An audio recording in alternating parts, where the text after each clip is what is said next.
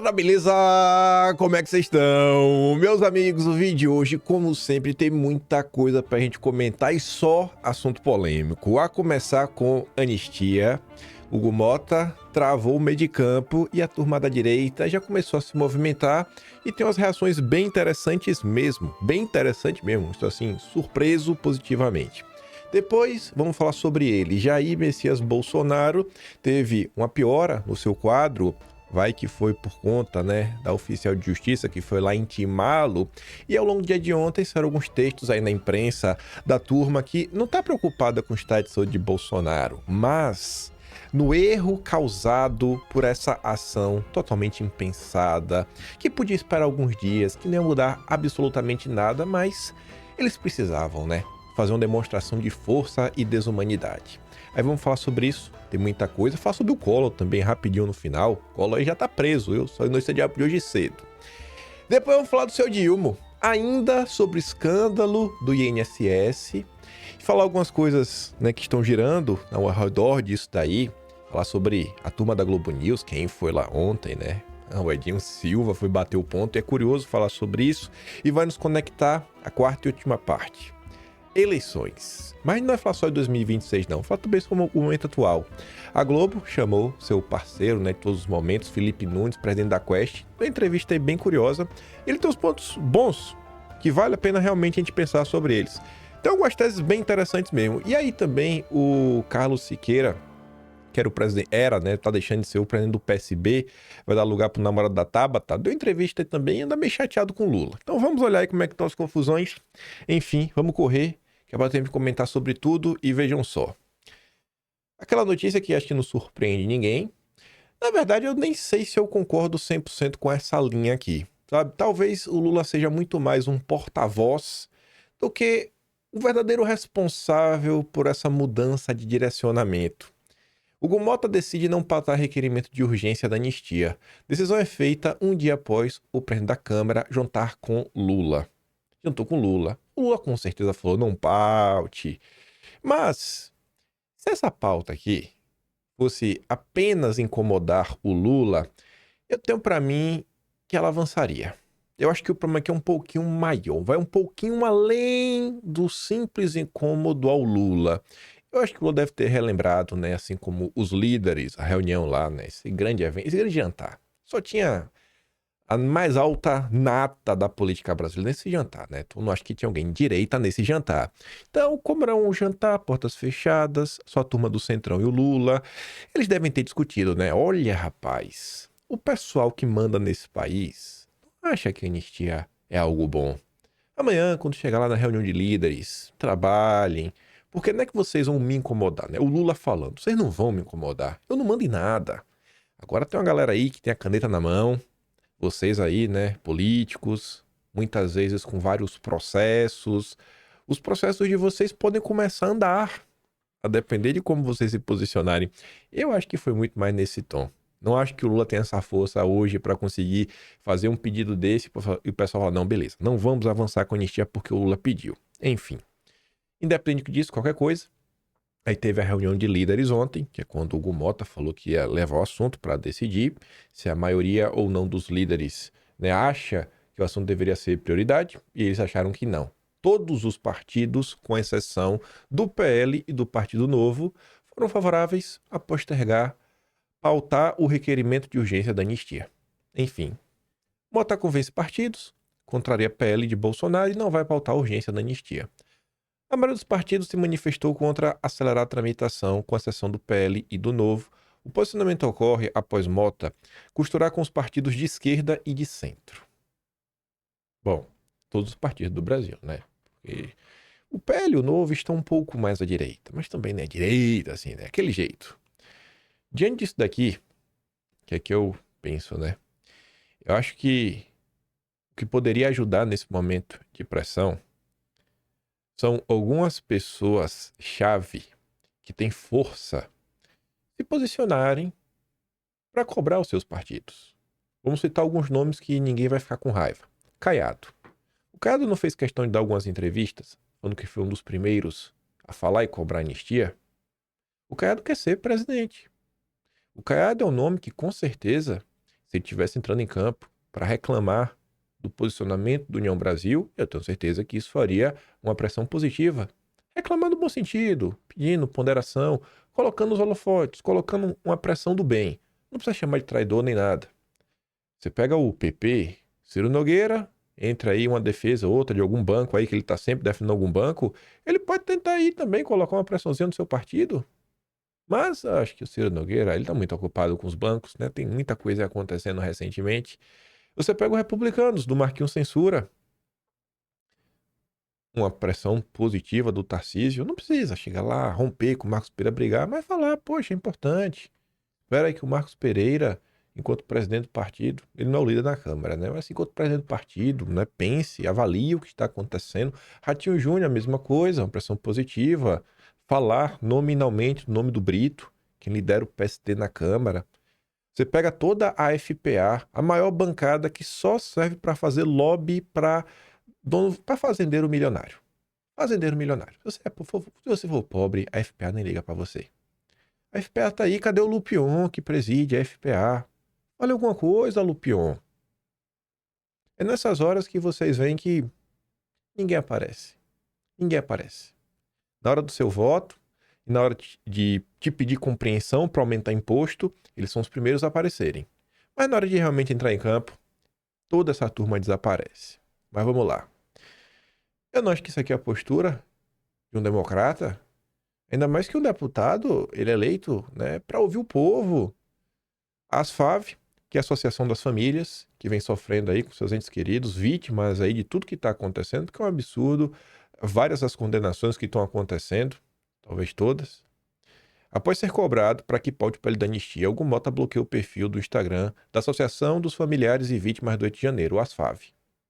Tá bom.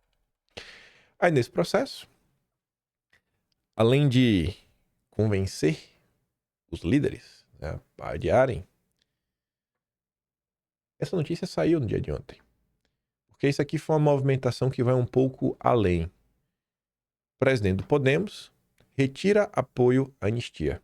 Isso aqui foi um gesto simbólico. E esse gesto simbólico é proposital, que é para realmente tirar a força do projeto de anistia.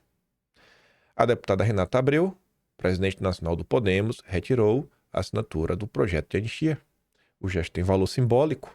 A bancada do PT e os operadores do Palácio do Planalto da Câmara estão fazendo uma ofensiva pela retirada simbólica de apoios para tentar isolar o PL.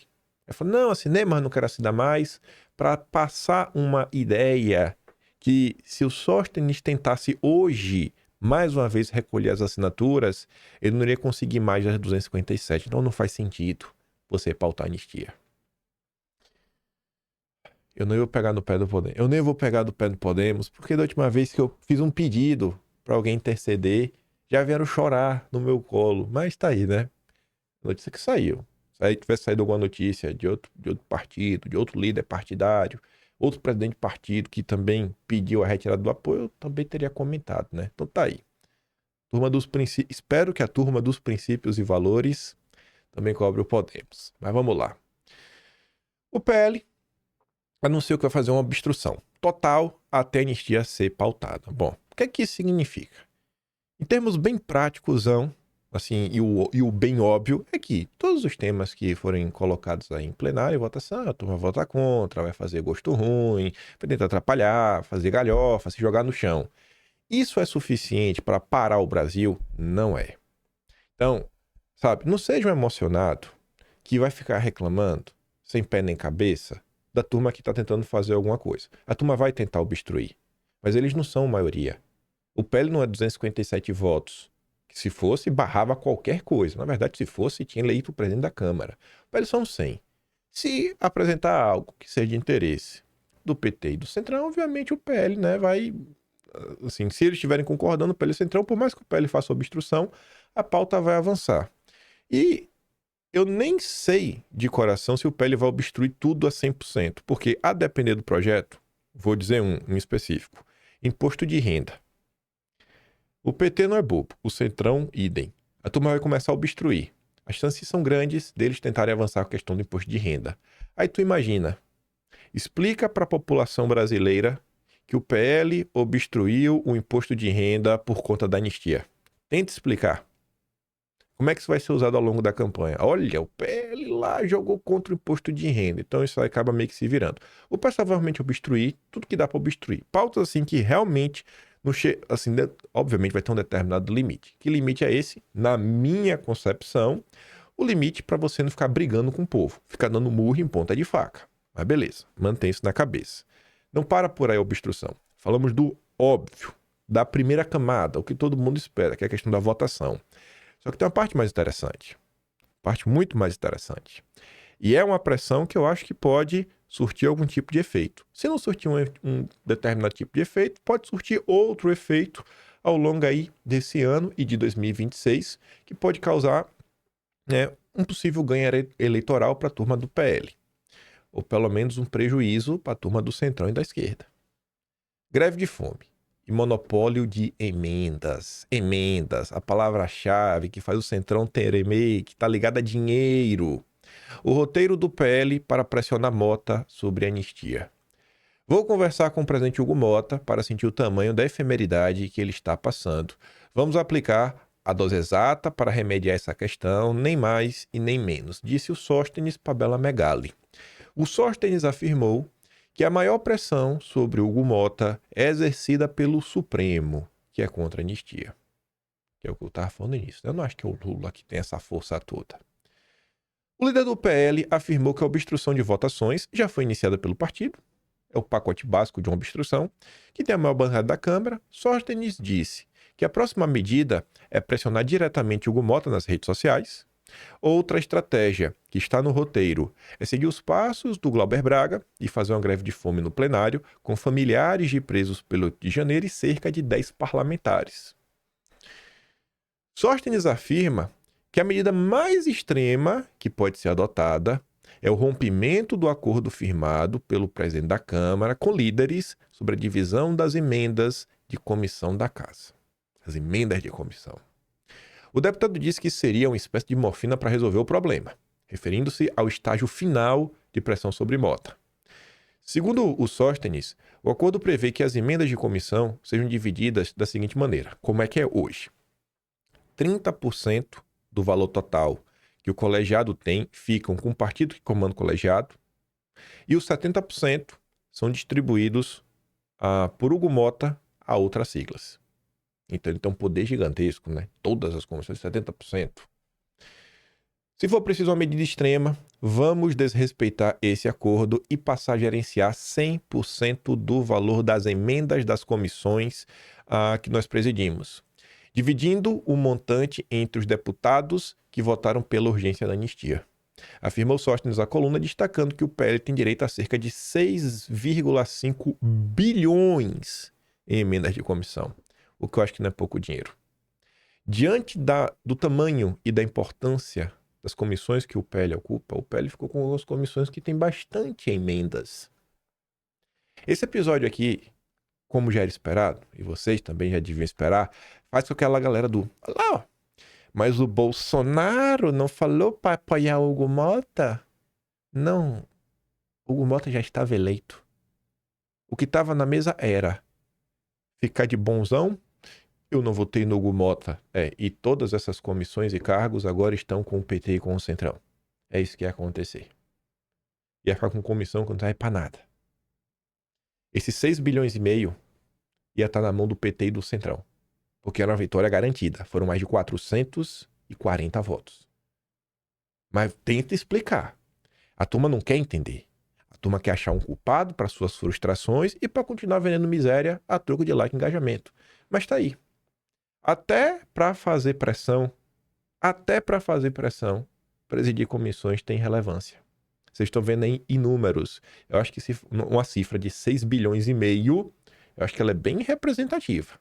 Acho que ela é bem representativa, acho que ela pode realmente tocar um pouco o coração da turma do Centrão. Da esquerda não vai. A esquerda já perdeu o coração, já perdeu a humanidade. Mas o Centrão acho que pode refletir um pouco sobre isso daqui. Enfim. Também está claro que o Sóstenes está trabalhando, todo dia aí, está comentando, dia sim, dia também.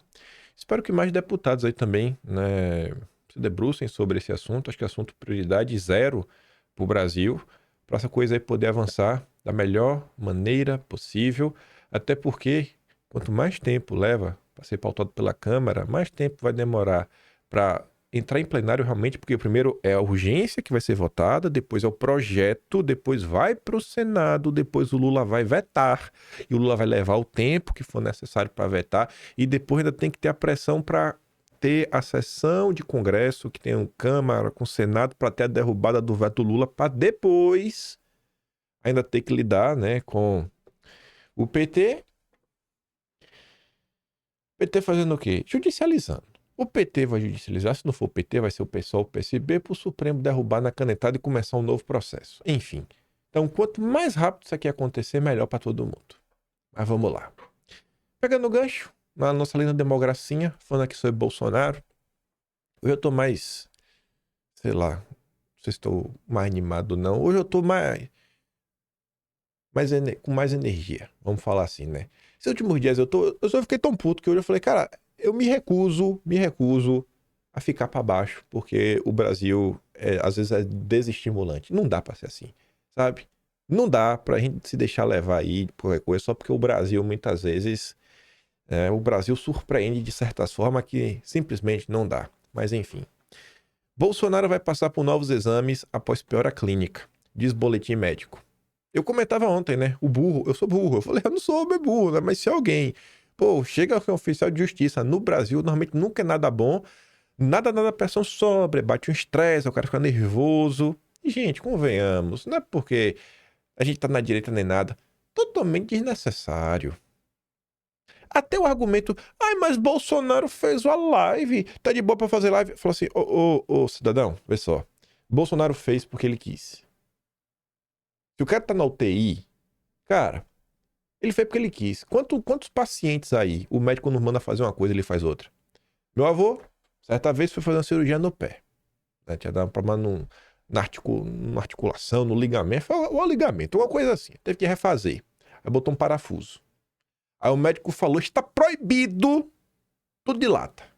Inclusive, de lata não, desculpa. Tudo de lata mesmo, lata, né? Não podia, enfim, nenhum tipo de enlatado, patê, diverso, coisa de coisa. Nada de lata, nada de lata, nada. Inclusive a latinha da loirinha que ele gostava muito. Aí minha avó chegou em casa, meu avô estava bebendo. Aguinaldo, você não... O médico... Não, mas ele falou que eu não podia nada de lata. Estou tomando a cerveja em garrafa. Então, esse é o nível dos pacientes do Brasil. Estou fazendo aqui uma piada que todo mundo entende. O que é que determina se o paciente tá bom ou não? O médico? Dá alta?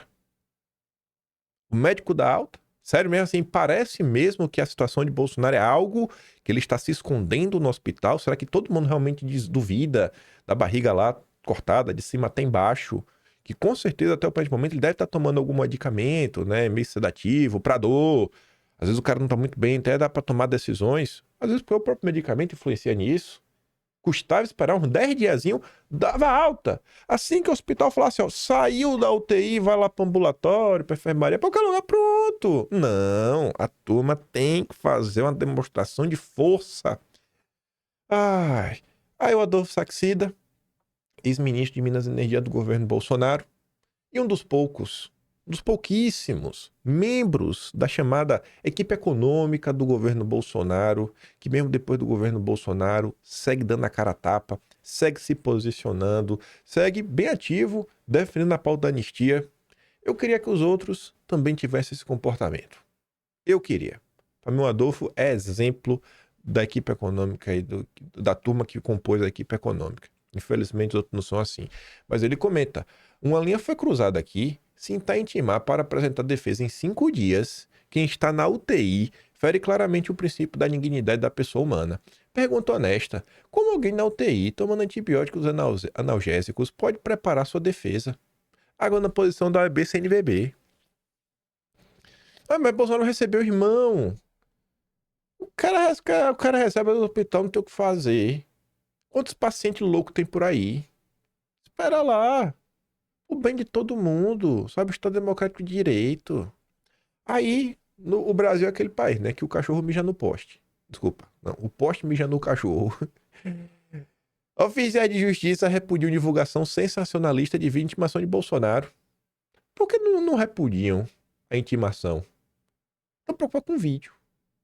O Rogério Marinho fala, né? No país da democracia relativa, das jurisprudências de exceção, a inversão de valores é a tônica. Depois até corrigiu nos comentários a palavra exceção que escreveu errado.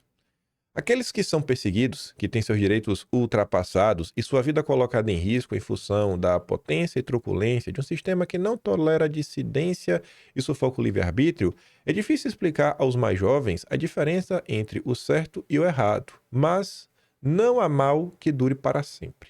Anistia já. Aí o Carlos fala, né? Pronto, mais uma. Ao invés de esbravejarem contra quem deu a missão repleta de legalidades, defecam na cara da justiça e das vítimas. Pois é, Carlos. É o Brasil. É o Brasil de Bolsonaro. Aí, de toda essa repercussão, como sempre, né, os assuntos assim que mais chamam a atenção ao longo do dia, ganham um editorial dos golpistas, né? Os golpistas do Estadão. Circo na UTI. Segundo eles, Bolsonaro que tá fazendo circo, né? Mas acho que o circo também tem outros palhaços no meio dessa confusão. O ministro perdeu mais uma boa oportunidade de exibir sobriedade, serenidade e temperança.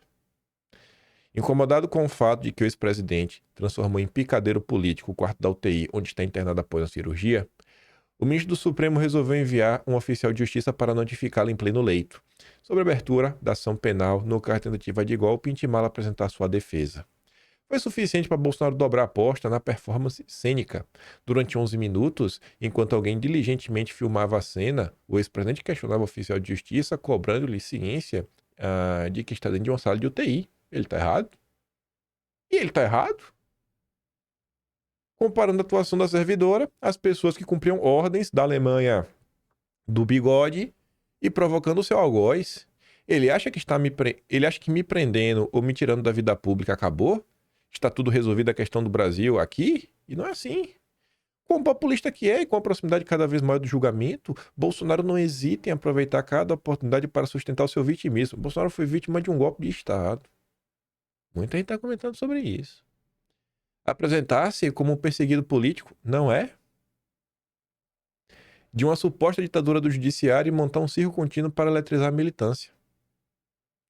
Era esperado, portanto, que ele próprio transformasse a intimação em ato político, e assim ele o fez. E o inesperado? Bom, o inesperado é que, nesse caso, o ministro do Supremo alimente um quiprocó que só interessa a Bolsonaro e seus aliados liberticidas. Bom, se você for para ver as redes sociais, a quantidade de petista que está adorando o que está acontecendo nesse ato de desumanidade, então não dá para falar que só interessa a Bolsonaro. Acho muito curioso, né? Interessa a Bolsonaro. Será que interessa? Interessa tanto que ficou mais doente. O pessoal o pessoal brinca. O papel aceita tudo, né? Então eles alopram no papel para ver se cola. Que se utilizam da falsa ideia de uma ditadura do judiciário para justificar seus atos indisfarçavelmente antidemocráticos. O Bolsonaro é muito antidemocrático. O que é que ele fez, né? Ele deu uma barrigada na faca do Adélio. É isso que ele deu. Ele viu a barriga e falou assim, ó, ui, olha a faca, tei, ai, ah, não dá, bicho, não dá. Não havia motivo aparente que impedisse o ministro de aguardar que o réu em questão recebesse alta do hospital para enfim intimá-lo. Pois é, né? Era só esperar. Vai mudar o quê? Uma pressa? Meu Deus do céu, que pressa é essa? Ocorre que, convicto de sua condição de plenipotenciário guarda-costas do Estado Democrático de Direito, o ministro não parece afeito a tais cuidados. Com seu modus operandi de modular as ações como se estivesse numa luta do bem contra o mal, sendo o bem obviamente representado por aqueles que prezam a democracia, a linda democracia. O ministro reagiu de bate-pronto ao esforço palanqueiro de Bolsonaro. Se observada a estrita letra da lei, segundo informa o artigo 244 do Código de Processo Civil, a situação só seria evitada em caso de doente em estado grave, o que não parece ser o caso de Bolsonaro. Como é que não parece? O cara está na UTI, com a barriga aberta, uma cirurgia de 7 dias atrás. Qualquer médico em sã consciência vai te falar que o estado é grave. Que a chance de ter um problema, complicação, uma infecção, continuam ainda pairando no ar. É porque Bolsonaro fez uma live. E fazer live agora é atestado médico. Em que livro de medicina você caracteriza o estado de saúde de um paciente, se ele consegue ou não fazer uma live? Os golpistas do Estadão, realmente. Né, o golpismo tá no sangue do Estadão. Mas se observando outra lei, a do bom senso, o ministro teria feito um exame mais profundo das circunstâncias e das consequências da decisão. Preferiu, entanto, a birra, pior para a imagem do Supremo. Esse texto todo é só para quê? Para tentar, né, colocar Bolsonaro como culpado, tentar tirar dele o papel de vítima que ele realmente é, e os caras acusaram um golpe. Pô, gente, isso aqui passou de todos os limites. Isso daqui passa de todos os limites. Nenhuma pessoa com resquício de humanidade acha esse tipo de coisa aceitável e tolerável. Você pega aqui o nosso grande Matheus Leitão, o Entenda, o jornalista mais arrogante da imprensa. Ele sempre quer que você entenda. Ele que te explique e você que tem que ouvir. Erro do ministro que vai custar muito caro ao Supremo. O Matheus Leitão não conseguiu aturar. Óbvio que isso pegou mal. Óbvio que isso pegou mal. Vai mudar alguma coisa no final do dia? Não faço a mínima ideia, mas tá duro.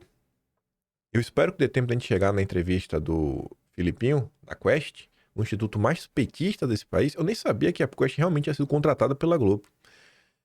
Ele fala que, cara, as pesquisas começam já a detectar que tem muita gente incomodada com os excessos da Suprema Corte Brasileira. Enfim, a intimação de Bolsonaro em uma UTI após a 7ª cirurgia é um dos atos mais abjetos do Supremo nos últimos anos. Palavras de Matheus Leitão. Aliás, eu não lembro de nada tão indigno desde que cubro a corte como jornalista em Brasília. Matheus Leitão, que odeia Bolsonaro. Ele vai deixar claro ao longo do texto. Ele diz que em todos esses anos que ele é jornalista, ele nunca viu algo tão indigno. Porque a justiça no Brasil, também uma percepção que o Filipinho vai trazer, é que sim, que o povo acha que a justiça só funciona para ajudar bandido. É realmente assim, é estarrecedor. Se fosse algo assim, contra um bandido, Ave Maria, a turma do direito dos manos ia estar se jogando no chão, se vitimizando. O zongueiro ia parar Brasília. O zongueiro ia estar maluco. É também de pouca inteligência em meio ao processo mais importante da história do Supremo. Cara, como é que tu fez uma coisa dessa? A decisão é tão ruim que foi necessária a divulgação de uma nota para explicar o motivo da intimação ser realizada no hospital, com o ex-presidente preso a inúmeros aparelhos, convalescendo após 12 horas de uma cirurgia extensa e de grande porte. O Matheus Leitão está tentando lembrar o que o pessoal parece que esqueceu. Existe uma máxima em Brasília: quando nos 3 poderes precisa se explicar diante de um fato, é porque o ato deu muito errado. Nesse caso, há ainda um agravante. O Código de Processo Penal proíbe a citação de indivíduos em estado grave de saúde. Alguém tem dúvida de que Bolsonaro enfrenta novamente uma situação delicada envolvendo sua condição física? Alguém? Não, ninguém. O Estadão tem dúvida, né? Mas sim, gente, não tem. O cara é louco de estar aí participando. Ele devia estar quieto. Ele devia estar quieto em repouso. O que ele deveria estar fazendo. Ele está errado. Tem 7 dias. Tem 7 dias de cirurgia. Os pontos estão lá. Pelo amor de Deus. O Supremo não conhece o Código Penal brasileiro. Tudo que Bolsonaro, seus advogados, a cúpula do bolsonarismo quer, incluindo seus filhos, é engrossar o caldo da narrativa do vitimismo para seu público, mas também furando a bolha. Nesse aspecto, a citação a Bolsonaro dá a maior contribuição para arregimentar mais fiéis à narrativa de que se trata de um julgamento político. Não que seja, frise-se, mas o estrago está feito. Não é um julgamento político. Está no ponto indefensável. Quando o Supremo faz esse tipo de movimento de intimá-lo numa UTI, a imagem que fica, né, é de perseguição. A corte assim acaba ajudando Bolsonaro a atingir o seu objetivo. É pouco inteligente até por isso. Dá munição contra a imagem do próprio tribunal. Você vê que são os mesmos argumentos que o Estadão utiliza, né? Você vê assim, o Matheus Leitão trabalha na Veja. Era óbvio que o Bolsonaro gravaria ação para usar nas redes sociais como ele sempre fez e faz. A explicação do Supremo para a intimação autorizada pelo ministro é de que Bolsonaro fez uma live no dia anterior, também no próprio hospital, para vender produtos, blá blá blá. A divulgação, aspas, porque está na decisão. A divulgação de live realizada pelo ex-presidente na data de ontem demonstrou a possibilidade de ele ser citado e intimado hoje, afirmou em nota. Foi inadequada a live, mas, mais errada ainda, a intimação. A corte caiu na armadilha do bolsonarismo.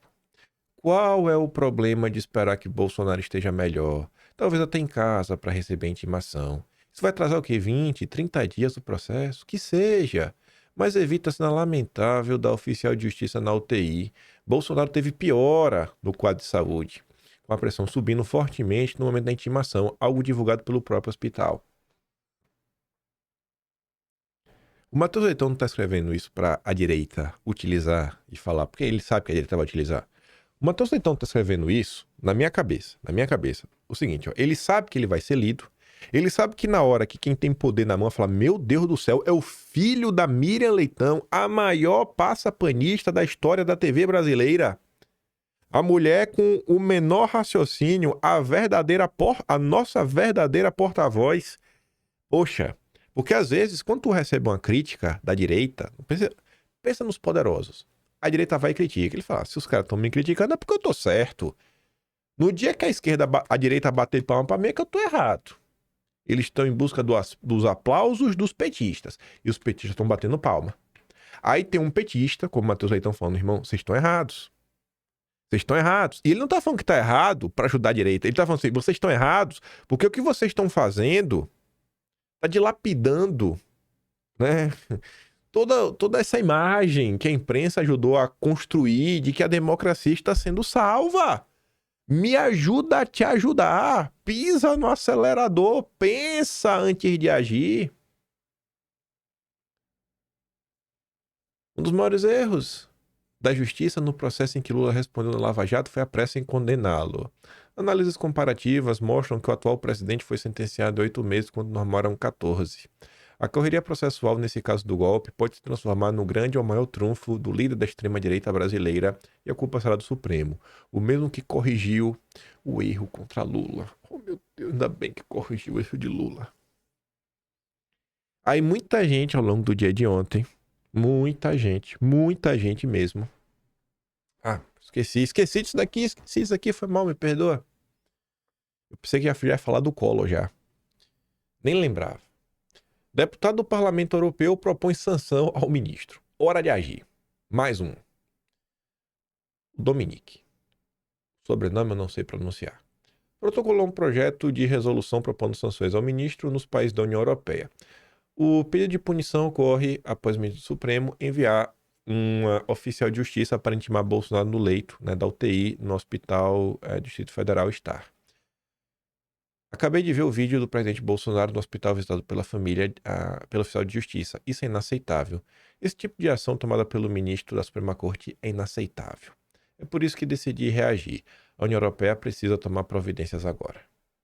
Aí Eduardo Bolsonaro até postou vídeo em inglês, né, do próprio deputado falando sobre isso.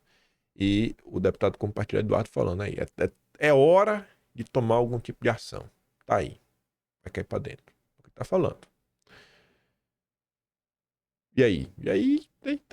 Tá nesse ponto, né? Até o presente momento.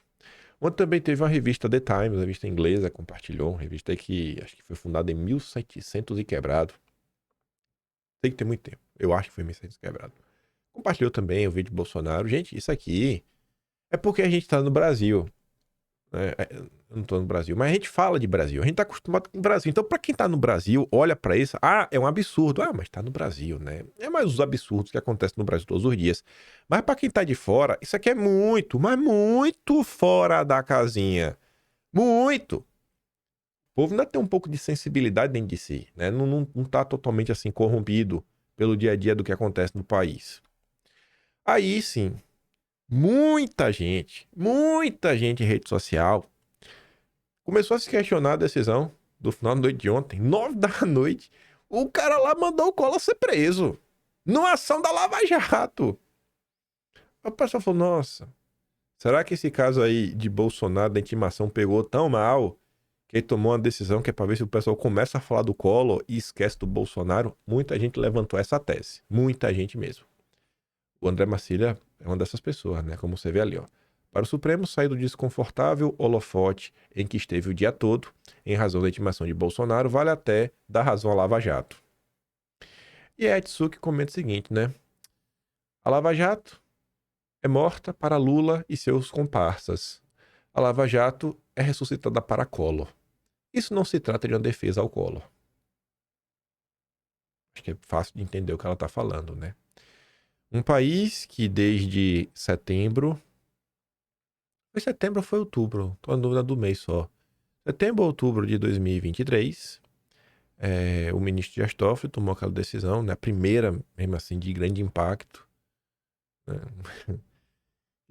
Enfim, jogou por terra algumas coisas que aconteceram e depois mais e mais ações foram acontecendo, e mais ações, e mais ações, e mais ações, e mais ações, e mais ações. Tem agora até José Dirceu na pista. Até o José Dirceu tá na pista também. Aí você se pergunta, né, rapaz, a Lava Jato... Quem é que tá preso na Lava Jato? Quem é que tá preso aí em relação à Lava Jato? Só o Collor? E eu acho que isso não é uma defesa do Collor, né? Que coisa, né, gente? Não precisa gostar do Collor pra se questionar sobre o que está acontecendo nesse país.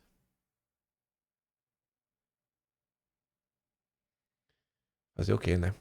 Fazer o quê? Mas vamos lá. De escândalo em escândalo, o Lula também tem um escândalo pra chamar de seu, que é o escândalo do INSS. Ontem eu tive que aturar esse comentário aqui, ó. Porque a oposição não está pedindo a CPI do INSS. O dono do antagonista, né? É o que uma coisa que fica clara. Isso aqui a gente fala mais em nome do jornal. Você vê o nível dos blogueiros do antagonista. Os blogueiros do antagonista são tão, assim, medíocres no seu trabalho, que enquanto o Estadão já tinha revelado anteontem que a oposição já estava se movendo para criar uma CPI, onde o coronel Crisóstomos, do PL de Rondônia, já estava coletando assinaturas, mas o cara ontem não sabia. Ontem ele estava na dor, não, mas e aí? Mas vai ter ou não vai ter CPI? Não pode se informar apenas pelos sites que você é dono, ou vai ficar desinformado, meu filho. Se liga só nisso daqui, ó. Eu nem não tinha pensado nisso aqui antes. Tô pensando aqui agora. Acho que vale a pena mostrar para vocês. Eu quero mostrar para vocês as respostas que o Pedro Cerise recebeu. Cadê aqui a Anitta? Abrir aqui o perfil dela. Que aí vai ser mais fácil. Aqui, ó. Já achei a postagem do Pedro Cerise. Pronto. Ó. Se liga. Pronto. O pessoal já colocou uma nota de comunidade, mas nem tá aparecendo, né? É falso que a oposição não está buscando assinatura pedindo uma CPI para apurar sobre as falhas no INSS. Tem 4 links. Vou até classificar essa nota. Essa nota foi útil? Sim. Citação de alta qualidade, né? Gazeta, por 60 e CNN Brasil. Fácil de entender. Fala diretamente sobre a alegação. Apresenta um importante contexto. Linguagem neutra e imparcial. Pronto. Fiz minha parte aí para meter uma checada no Cerise. Aí eu respondo, né? Sempre o Cerise fazendo desinformação. O time medíocre de blogueiros do antagonista sequer sabe que já estão colhendo assinaturas desde ontem. No caso, essa minha postagem foi de ontem, eu estou me referindo a anteontem. O Estadão já havia anunciado, mas o antagonista é a cara do seu dano. Dano também tá de boa, né? Enfim, aí você vê, já tem até assinaturas, quem pediu? Aí o pessoal depois respondeu. Porque começou do UTI maníaco, uai. Aí bota, na verdade começou da Dilma. Porque tem a pauta ideológica da anistia na frente, muito mais relevante para o país. Então você vê, o cara coloca a informação que é mentirosa, aí já vem outro idiota, que não faz a mínima ideia do que está passando no Brasil, vai, compra e fala, não, é por conta da anistia. Eu só tô bloqueado por esse perfil, ó. Tô bloqueado. Graças a Deus, você vê, né? O tipo de gente que me bloqueia. Silêncio que diz muito. A oposição tão ativa para instalar CPIs quando lhe convém se cala diante do carro do INSS. Deixa eu ver esse trouxa aqui o que é. Até me segue, ó. Tu é um trouxa, João. Tu é um trouxa, João. Tu é um trouxa, um trouxa. Meu Deus do céu. Uai, começou no governo deles. Acho que não é boa ideia. Quem pode ser CP aprender a comer, blá, blá. Estão, de mente é mais de 110 assinaturas. É mais fácil a oposição sair em defesa dos ladrões. Esses dias estavam defendendo o Glauber Braga. Rodrigo. Esse aqui é do MBL.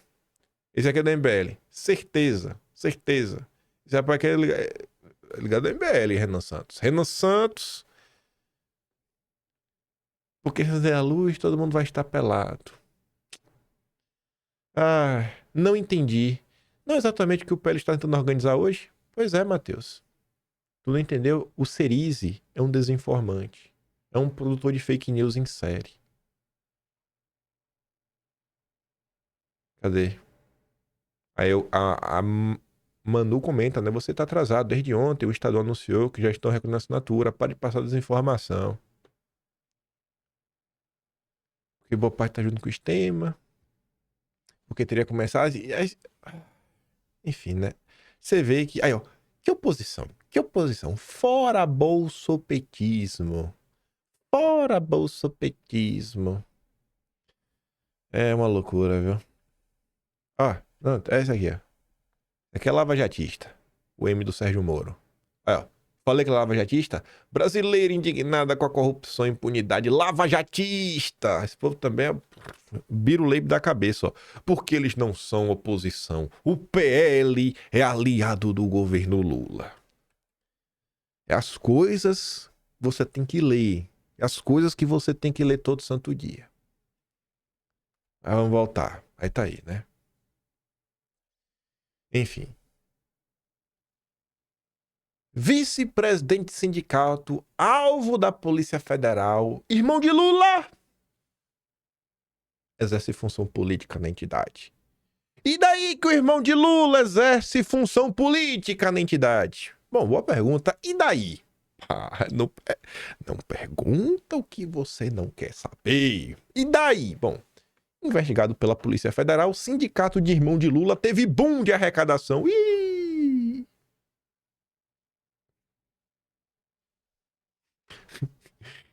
Fazer igual como o Sauri faz, velho. O Sauri se esconde assim, ó.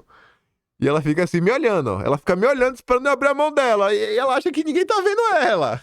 Lula, faça alguma coisa, Lula. Essa prada do INSS, nossa senhora, velho. Inacreditável. Vai ver o Estadão. O vexame dos descontos do INSS.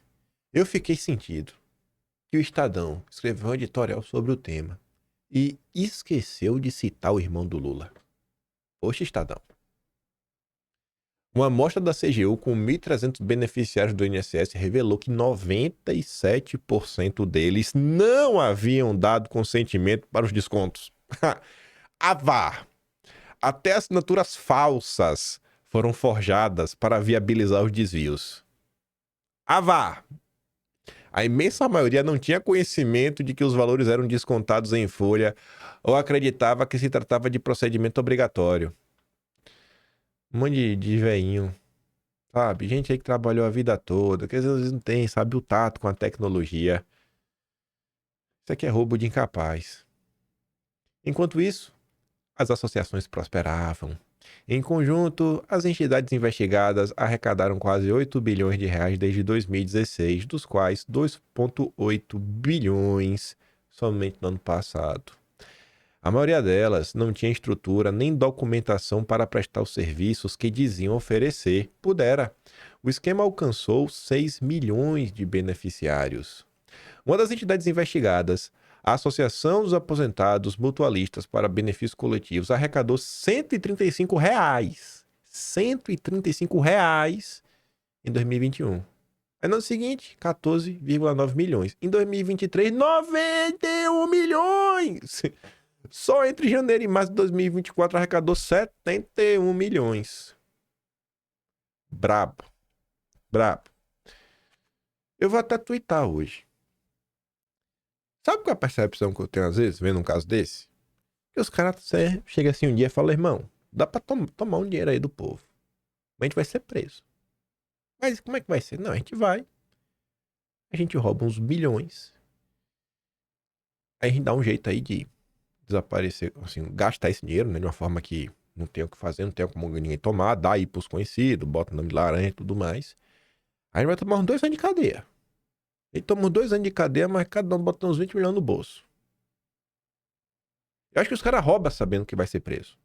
Sabe? Eu vou ser preso, mas vou roubar. Vou garantir meu pé de meia. Vou passar 2 anos ali, no máximo, na cadeia. Volto, capaz de voltar até especializado, aprender a aplicar golpe, né? Estelionato. A cadeia hoje virou escola do crime. Eu acho que os caras roubam na certeza que vai ser solto. Não vou, também já tá capaz de roubar, já fazendo o título de capitalização para pagar o advogado. Para a Polícia Federal, o INSS pouco fez para coibir as fraudes, o que justificou o pedido para afastar a cúpula do órgão. Somente agora, os convênios serão suspensos e os descontos cancelados. De fato, é inacreditável que um esquema como esse tenha durado tanto tempo, o que torna insustentável não apenas a permanência de Stefanuto no cargo, mas a do Carlos Lupe, do Ministério da Previdência. Tenho meus contatos agora fora da direita, viu? Tenho meus contatos agora fora da direita. Informação, eu tuitei isso ontem, porque me sopraram essa bola. E eu falo pra vocês. Tenho meus contatos. Lula não demitirá o Lupe. Sabe por que o Lula não vai demitir o Lupe? Pela mesma razão do União Brasil. Escreva na pedra. Lula, soprado no meu ouvido, né? Posso estar errado também. Posso estar caindo na furada, mas me falaram, acho que faz muito sentido. Gente que tá ali, também ali próximo da confusão. Da mesma forma que Lula manteve na mão do União Brasil, porque é fraco, não tem força para resistir, precisa do apoio do Alcolumbre para ter governabilidade. A situação do Lula, que já tá caquética, como vocês podem enxergar. Vocês já imaginaram, na eleição de 26, Lula tendo um concorrente pela esquerda que jogue contra ele e que motive uma parte deste eleitorado a anular o seu voto no segundo turno, ou quem sabe até votar na oposição? Eu tô falando do Ciro Gomes. No desenho que você tem hoje de Brasil, ou você mantém o PDT amarrado no governo e vem como frente ampla, ou Lula vai enfrentar um cara que nada aí bota uns de 6 a 10% no primeiro turno, batendo, espancando Lula e batendo de uma forma que é o eleitor da esquerda que vai ter que entubar essas críticas. E vocês estão acompanhando aqui, a gente comenta isso assim com frequência. De 2023 para cá, quantas crises dentro da esquerda a gente já comentou? Você acha que isso não faz sentido? Ciro Gomes pode ter 10% dos votos, batendo em pesquisa, que é um número forte. Tu consegue ver hoje no Brasil algum partido dando legenda para Ciro Gomes? Vamos pensar. Tu acha que tem chance do Ciro Gomes... Vamos começar por os mais óbvios, né? PT é o Lula. PSOL tá com Lula. PSB é o vice do Lula. PDT tá amarrado para andar pro Ciro Gomes. PCdoB não vai também de jeito nenhum. O Ciro Gomes não vai se filiar no PCdoB. E também não daria. Porque faz parte da federação, assim como o PV, enfim, tudo mais. Aí tu vai pros partidos do Centrão. PSD é o Kassab. Tu acha que o Kassab, que tem um Ratinho Júnior... Tu acha que se não for o Ratinho Júnior, tu acha que o Kassab vai lançar Ciro Gomes como candidato? Tu acha que o Kassab vai fazer isso? O Kassab que tá aí tentando meter um pé em cada canoa. Vai se aventurar em emplacar uma terceira... Não, óbvio que não vai. Gastar dinheiro na campanha... Não vai. O Kassab não é menino. MDB, idem. Não vai se lançar numa aventura como essa. O PSDB tá minguado aí, tá tentando sobreviver, ver se faz uma federação, quem sabe até com Cidadania, o Podemos, quem quer que seja. União Brasil tem um Caiado. O Novo tem o Zema. O PL tem Bolsonaro. Não tem partido. Não tem partido. O Lula precisa manter o PDT de bardazinha. Fica tudo bem.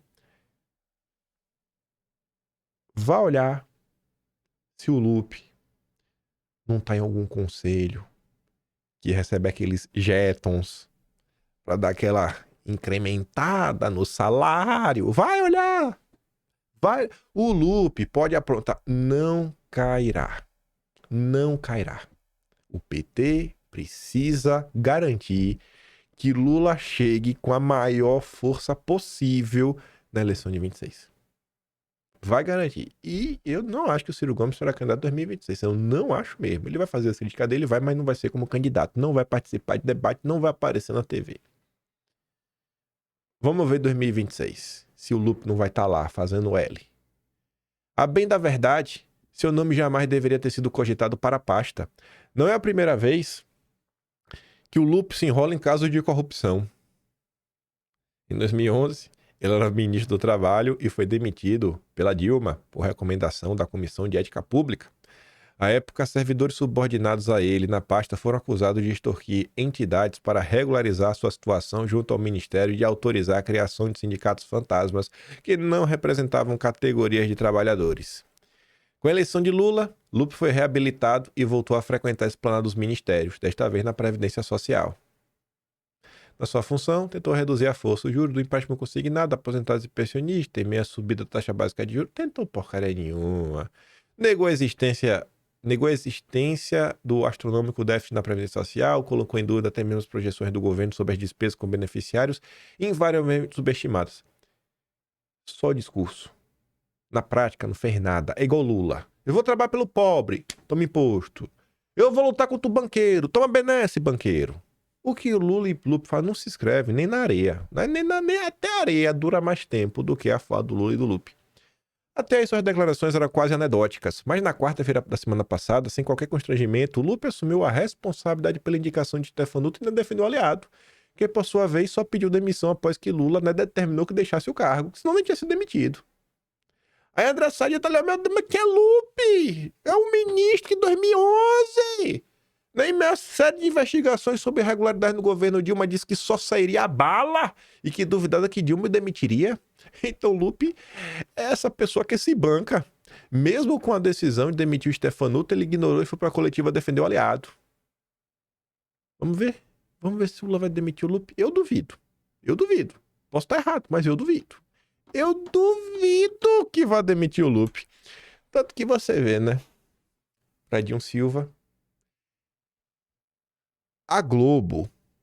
Pra você tem que entender isso aqui da seguinte forma. A Globo é a SECOM paralela do Lula. O Lula tá sofrendo tanto no presente momento que nem o controle do PT o Lula vem tendo. Ele não vem tendo.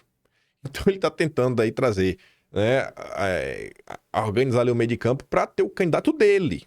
É o que ele vem tentando fazer, né? Você vê lá a Glaze falando as coisas, todo mundo, as divergências, o Cacau, o Rui Falcão. Aí a Globo, para ajudar o Lula, levou o candidato do Lula. Qual a lógica de Edinho Silva estar na Globo News? Nenhuma. Ele é pré-candidato à presidência do PT. A Globo tá tentando empurrar. Vai para ver se o Edinho Silva toma tração. Estamos vivendo a concepção de governo totalmente diferente do que tudo que o Lula já vivenciou. O presidencialismo foi desmantelado. Quando o Congresso Nacional executa 52 bilhões de orçamento, significa que avocou para ele atribuições atípicas de um regime parlamentarista. Aí tá ali, ó. Edinho, defendo a permanência do Lupe no governo. Tá vendo aqui embaixo escrito? Você tá entendendo? Por que o Edinho tá defendendo? Porque Edinho está entrando para garantir 2026. Garantir que o PT continuará sendo o partido da frente ampla, apoiado pelos banqueiros, a serviço de toda essa agenda globalista entreguista que está sabotando o Brasil. Vídeo exemplo aí da margem equatorial. A coisa tá tão feia pro PT que ele não pode se dar ao luxo de ter um candidato minimamente competitivo de esquerda batendo em Lula nos debates. Não dá. E a Globo tá ali, Boradinho! Vai! A Globo vai tentar até ver se é capaz. Você duvida. É porque é verossímil, né? Você duvida da Globo ter mandado um e-mail interno falando, se filia o PT pra votar na Edinho Silva, pra ajudar, se filia o PT só pra votar, só pra garantir que o Lula vai ter força, nosso painho. Conhecendo a Globo, né? Não nem pra falar que é mentira uma coisa dessa. Mas vamos continuar. Falando da Globo também, porque Filipinho não sabia, ele tinha sido contratado pela Globo, eu realmente não sabia. Estou desinformado. Jogo político.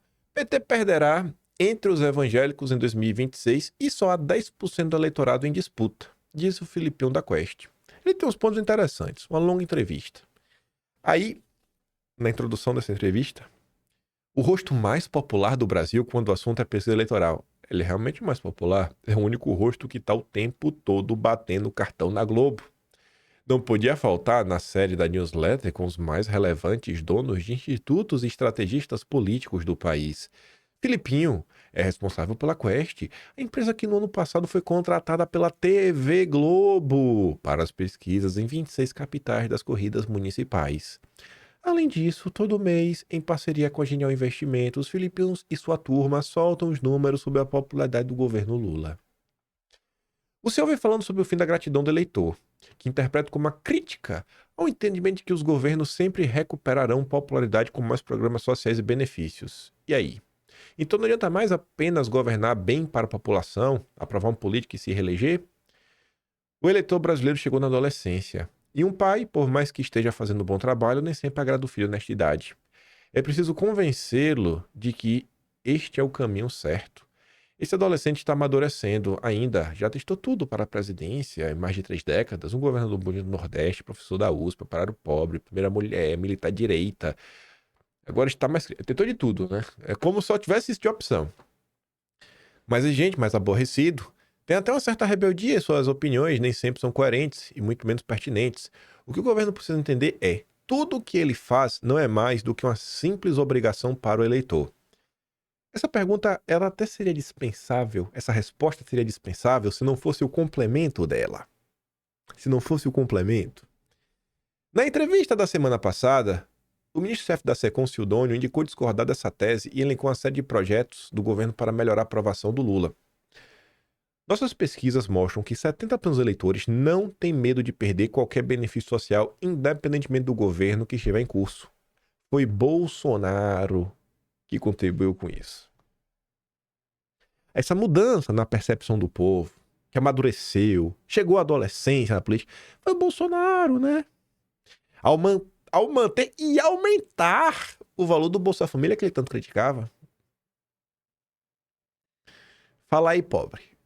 Quem foi que meteu os 600? Foi quem? Foi o Jair.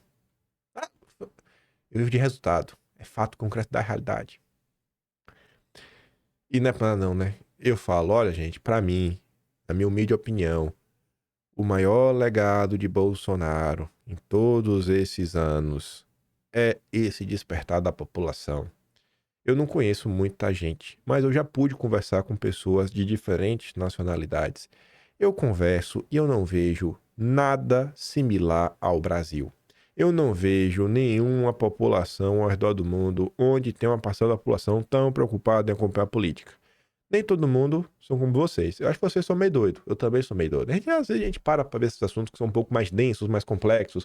O povo vê a coisa mais superficial, mas acompanha. Acompanha, vai entendendo algumas coisas ao longo do processo. E a gente vai, a gente se debruça. E mesmo assim, sabe... Poxa, isso não é normal. Se não fosse o Bolsonaro estar aqui, não. Eu não tava. Eu falo por mim. Eu acho que por algum de vocês. É o legado do cara, velho. Por isso que eu vou defender esse cara. Por isso que eu tentarei ao máximo, sabe? Daqui a 10, 20, 30, 40 anos, olhar pra trás e falar, cara, quem foi Bolsonaro? Bolsonaro foi o cara da mudança. O cara que despertou essa nação.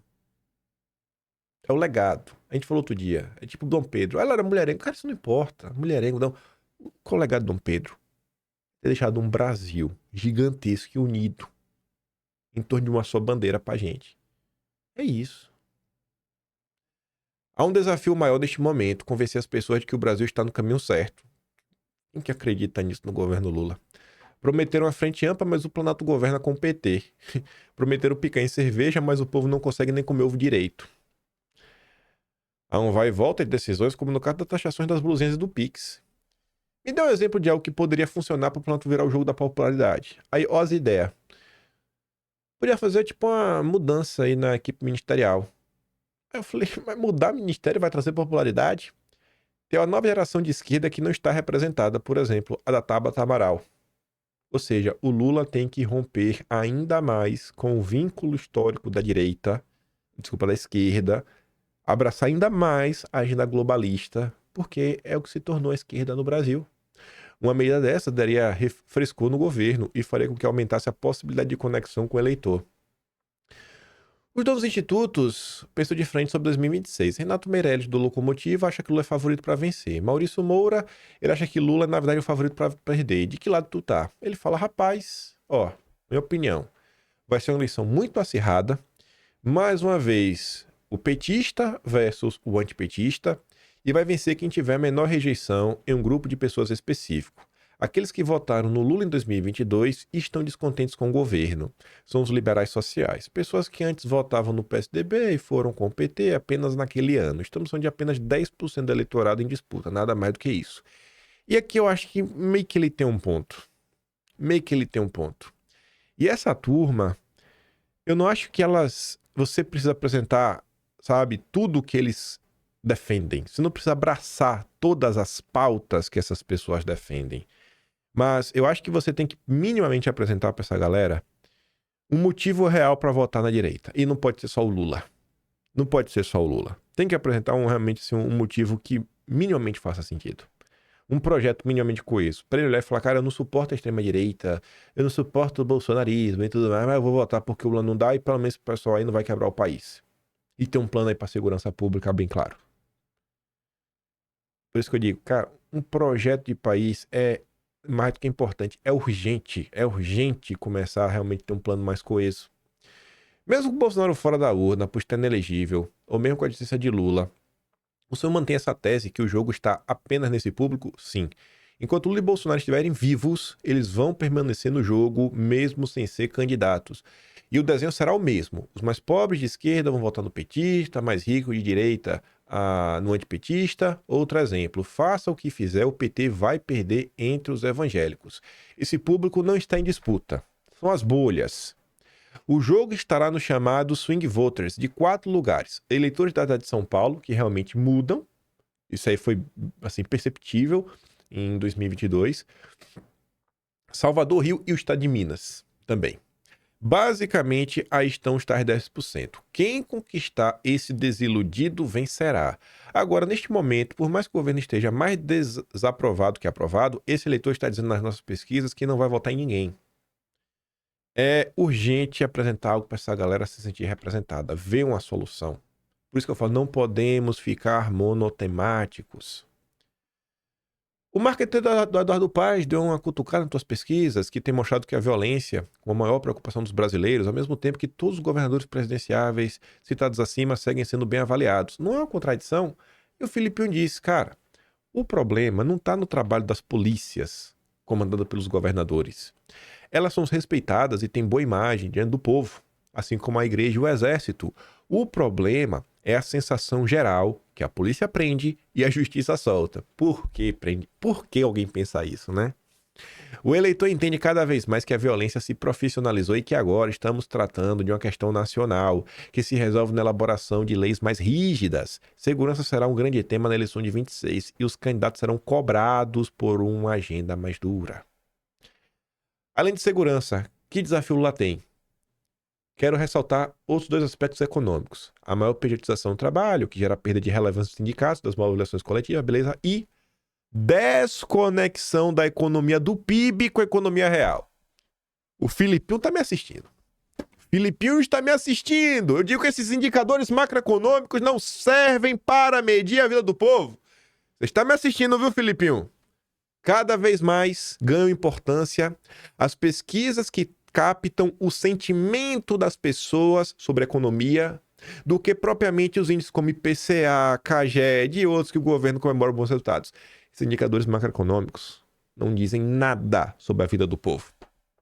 Vivemos em um mundo que a percepção é afetada não só pelo preço das coisas e pela renda das pessoas. Hoje temos informações sobre o que são os outros estão consumindo, o que o influenciador usa, tudo em tempo real. Isso impacta a avaliação sobre a economia. Tem que romper, gente, com esse dogma maluco aí que tá travando no Brasil nos últimos 40 anos. A esquerda quer culpar a direita por medir na rede social. E isso sim afetar a visão das pessoas. E aí o Felipe diz, cara, não tem nenhuma evidência que isso está acontecendo. Ou seja, que a direita está produzindo fake news. Fake news hoje em dia não muda a opinião de ninguém. Ela só confirma a informação de quem já pensa de determinada forma. O sinal dos tempos, né? É um aviso. Ó, a esquerda.